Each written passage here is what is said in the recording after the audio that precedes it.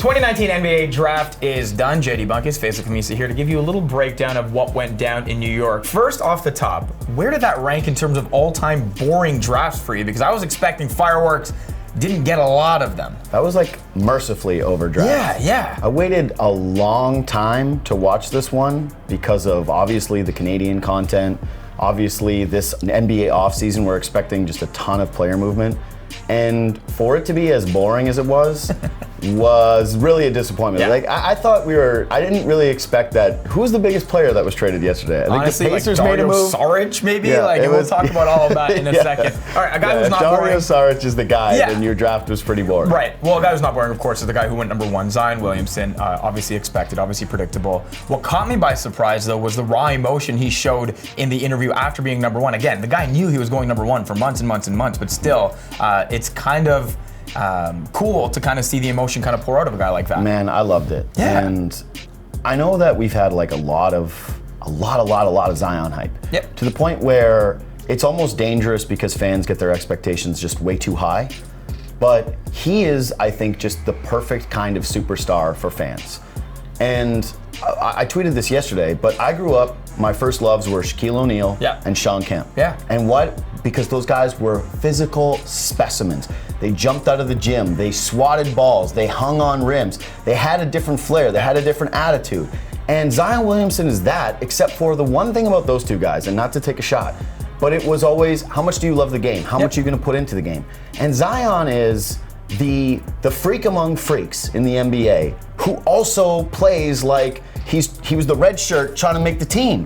Like, I don't know if we've ever had a guy like this. I'm so excited to watch him play. And I was excited to hear him talk as well because, again, a lot of these kids I found yesterday, super personable, right? And it's really refreshing to see media-trained 18, 19-year-old kids come into the league because the NBA, we know, is all about personality. That's how the game has grown to what it is Zion kind of exudes all of that. And through every interview he did, through every kind of cutaway shot they showed of him, he was always smiling, always doing something pretty cool, and I thought that was really kind of just nice.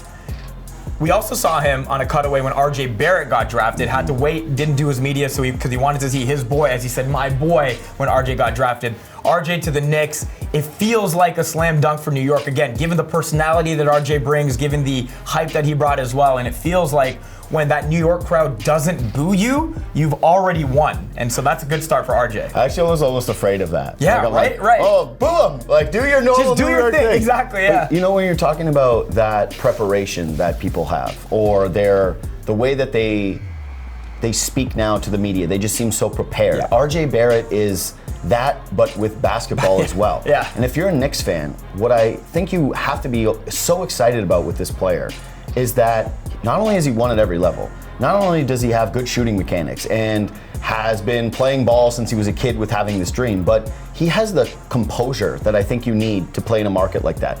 We live in Toronto. Yes. We live near this Toronto Maple Leafs team. How long have we known that you need to have guys with this sort of makeup? Yep. And I think that there are actually a lot of parallels between he and Austin Matthews, just in the sense of getting a guy who comes in from a different area, who has a different background, and has a different mental makeup than other guys. And I'll say this, I think RJ, and maybe you can tell me I'm wrong on this, that he got picked apart like none of the other draft prospects at the top did. It's true. Like he got picked over, and it was, well, is he really 3? Should they take Garland at 3? Should they take Culver at 3? Do you want to go higher upside?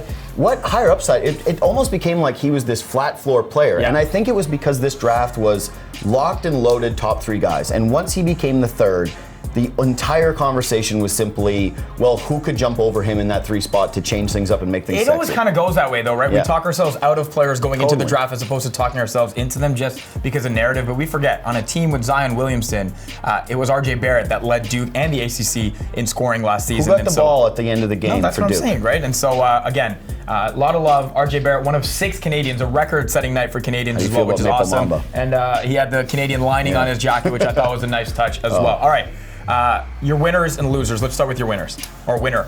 My biggest winner, I'm going to just go off of RJ. This is a bit cheesy, but family, man. Sure, man. Seeing RJ Barrett and his dad, Rowan, like him crying into his shoulder, also, good cry. Didn't get, A really it wasn't good an cry. ugly cry. A really good like a cry, nice man. clean cry into the shoulder.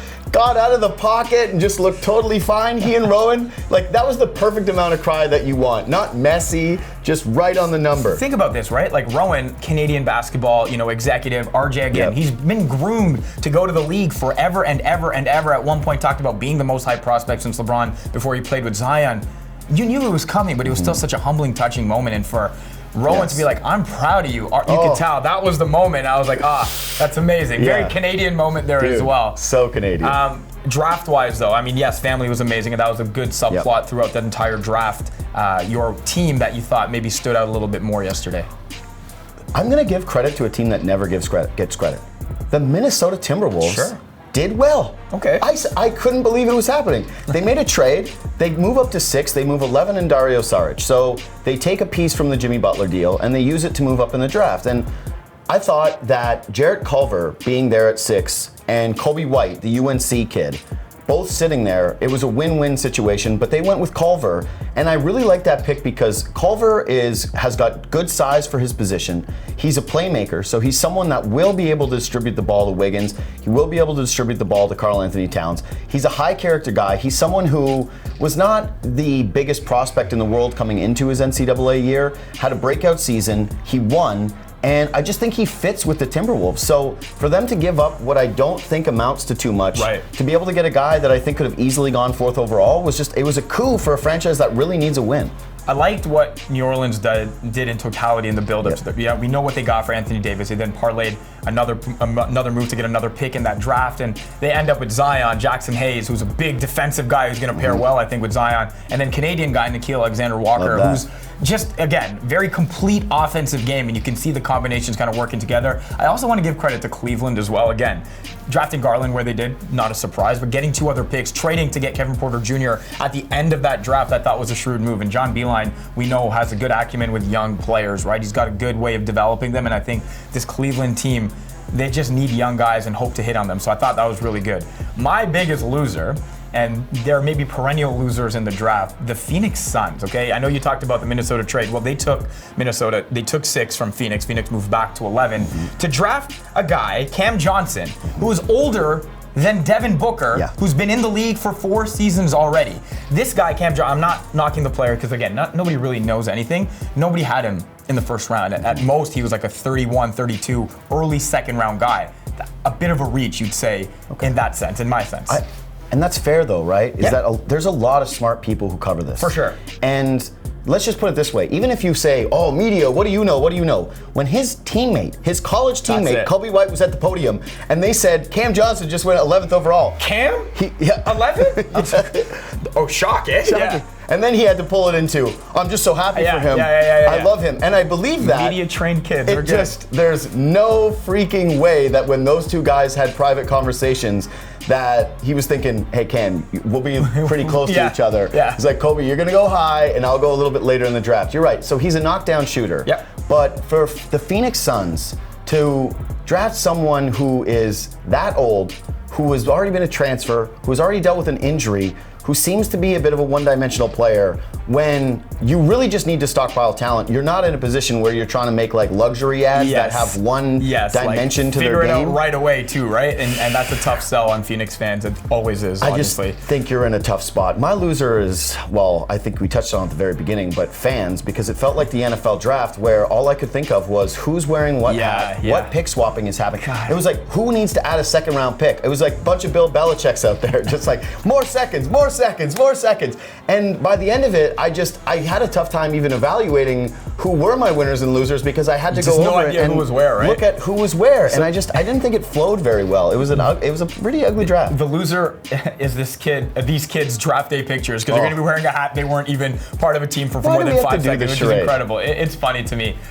We saw Brandon Clark drop, and I thought when he ended up in Memphis, it was a perfect steal moment of the draft as well. A really good Canadian Vancouver guy that's now going to a team that kind of epitomizes just grinding it out, and he's kind of shown that through his Gonzaga career, and I think he's a perfect fit in the Grizzlies system. I think that he is the steal of the draft for me. It's funny, I'm a little biased, but I thought that a lot of the Canadians, that if you look at where the value was, that a lot of the Canadians, you could have made the case that they all were really well slotted.